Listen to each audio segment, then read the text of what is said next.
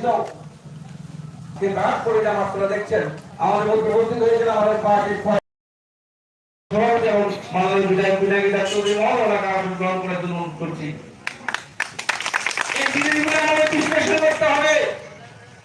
যখন এডিসিতে ক্ষমতায় তীব্রতা আসে তখন এডিসি এলাকাতে তীব্রতা বিজেপি করা বড় মানে কষ্টকর পরিস্থিতি ছিল।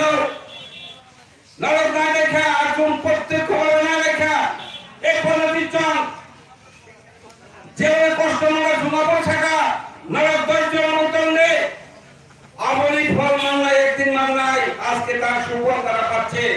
যারা এই এক দেড় বছরের মধ্যে উচ্ছৃঙ্খল পরিস্থিতি করেছিল আজকে তারা একটা অবস্থা কোন জায়গায় দেখেছি। সারাটা রাজ্যে একটা পরিস্থিতি তৈরি করা সেখানে চক্রান্ত হয়েছিল।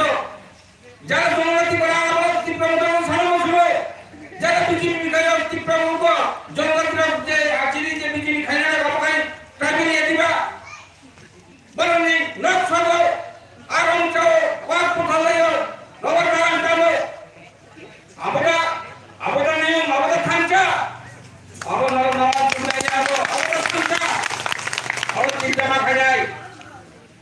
কোন সময় উগ্র মানসিকতা দিয়ে বেশি দিন থেকে থাকা যায় না। মানুষের মন জয় করা যায় সাময়িকভাবে ভয় ভীতিতে জায়গায় বেশি নির্বাচন ভোট দিয়েছিল সেটা ভয় ভীতিতে গরিব মানুষ সেদিন ভোট দিয়েছিল। আর আজকে মানুষ বুঝতে পারছে আপনারা দেখেছেন গতকালকে আমাদের প্রত্যুল বাবুর উনি নাকি চেয়ারম্যানশিপ ছেড়ে দিয়েছেন। উনি আর তিস্তা মোতার চেয়ারম্যান নেই, বিজয় রামপুরের চেয়ারম্যান করা